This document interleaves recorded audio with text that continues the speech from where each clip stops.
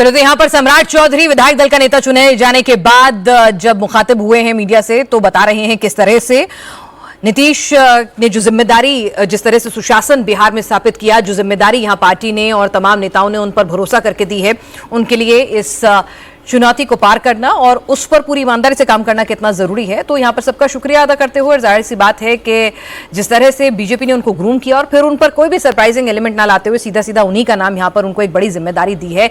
इतिहास बीजेपी ने यहाँ पर रचा और इतिहास का जो सेहरा है वो सम्राट के सर पर सजा है, तो जाहिर सी बात है जिम्मेदारी बड़ी है यहाँ पर उनके पास, बहुत बड़ी जिम्मेदारी है मीनाक्षी पिनाज। और इस संदर्भ में आप समझिए कि पहली बार अगर बिहार में बीजेपी को जो 2 दशक से इच्छा थी कि नीतीश कुमार को जब वो मुख्यमंत्री बनाते थे उनको लगता था कि हमारा मुख्यमंत्री क्यों नहीं, अब जब वो मौका आया है पिनाज, तो समझा जा सकता है कि कितनी बड़ी जिम्मेदारी बीजेपी ने ये दी है कि कम से कम मसला ये नहीं कि अभी तो आप जीत के आ गए सरकार में, सरकार आपकी है, किसी को मुख्यमंत्री बनाए, अगले चुनाव में जब जाएं तो इस तरह का माहौल बनाकर रखें कि बीजेपी वहां सफलता हासिल कर सके, ये बड़ा चैलेंजिंग टास्क रहेगा। और अपने तमाम नेताओं को सादगी भी रखना है। भाई, कास्ट कॉम्बिनेशन आप साध रहे थे तो सत्ता की कुर्सी आपके पास आ रही है, लेकिन ऐसे कई वरिष्ठ नेता हैं जो आपके नाम से भले ही डिसिप्लिन के नाम पर आपके साथ चल रहे हों, लेकिन उनको भी साध के रखना, सबको खुश रखना और वैसा ही रिजल्ट रिपीट करना, ये आपके लिए चुनौती रहेगी। 29 बहुत ज्यादा दूर अभी नहीं है। यहाँ पर अजीत जी, अगर इसी चर्चा को अगर आगे बढ़ाएं, यहाँ से बीजेपी की राजनीति बिहार में किस तरह से आपको आगे और बढ़ती हुई दिख रही है? नहीं बढ़ेगी बिहार की और ही ज्यादा, मतलब ये जो ग्राफ है, जो मतलब जेडीयू नीचे आता गया, बीजेपी बढ़ती गई और बढ़ता हुआ जा रहा है। वही जिस तरह से क्रमशः बीजेपी बढ़ती गई, बीजेपी ने कोई जल्दबाजी नहीं दिखाई, कोई हड़बड़ी नहीं की और नीतीश कुमार के साथ रहते हुए, और ये नीतीश कुमार का एक मिसकैलकुलेशन था 2014 का, जिससे ये स्थिति पैदा हुई। नहीं तो 2010 का आखिरी चुनाव जब दोनों ने साथ लड़ा था तो विधानसभा में 2010 में और 2009 के लोकसभा चुनाव में भी नीतीश कुमार बड़े भाई थे। 2009 में 25 सीटें नीतीश कुमार ने लड़ी थी और 15 सीटें बीजेपी ने लड़ी थी, और 2010 के असेंबली इलेक्शन में 142 सीटें नीतीश कुमार ने लड़ी थी, 101 सीटें बीजेपी ने लड़ी। तो बड़े भाई थे दोनों। एक मिसकैलकुलेशन नीतीश कुमार का हुआ और उन्होंने 13 में साथ छोड़ा, 14 में अलग लड़े लोकसभा चुनाव, और ऐसी स्थिति में आ गए वो 2 सीट पर आ गए लोकसभा में। उसके बाद 15 का चुनाव उन्होंने आरजेडी के साथ लड़ा। तो बीजेपी ने उनको कुछ कमजोर नहीं किया।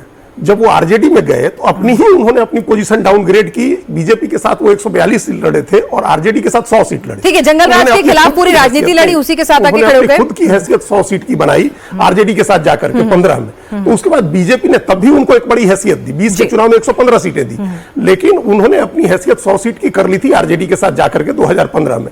अब वहां से बीजेपी बड़ा भाई बनती गई है। अब आगे और बड़ी होगी भारतीय जनता पार्टी और नीतीश कुमार की पार्टी। ठीक है सर, एक छोटी सी रिपोर्ट आई है, जरा वो भी हम दिखा देते हैं, फिर आप लोग उस चर्चा को आगे बढ़ाएंगे। किस तरह से सम्राट चौधरी जैसे ही बाहर निकले, कार्यकर्ताओं ने उनका शानदार वेलकम किया और उनकी जिंदाबाद के नारे लगाए। जाहिर सी बात है बीजेपी कार्यकर्ताओं के लिए एक बड़ा ऐतिहासिक लम्हा है। तो बिहार के नए सम्राट का ऐलान हो चुका है। सम्राट चौधरी अब बिहार के नए मुख्यमंत्री होंगे और विधायक दल की बैठक में जब यह घोषणा हुई है उसके बाद सम्राट चौधरी बाहर निकल रहे हैं और यहां सम्राट चौधरी जिंदाबाद के नारे लग रहे हैं। स्वागत किया जा रहा है सम्राट चौधरी का।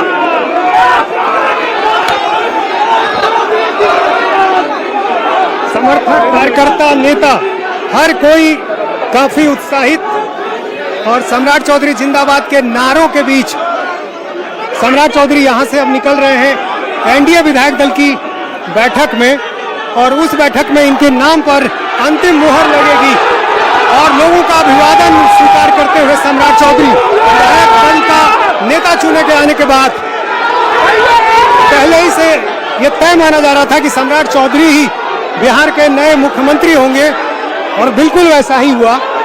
सम्राट चौधरी विधायक दल के नेता चुने गए। जाहिर है अब बिहार के नए सम्राट के बारे में जानकारी लोगों को मिल चुकी है और सम्राट चौधरी बिहार के मुख्यमंत्री बने।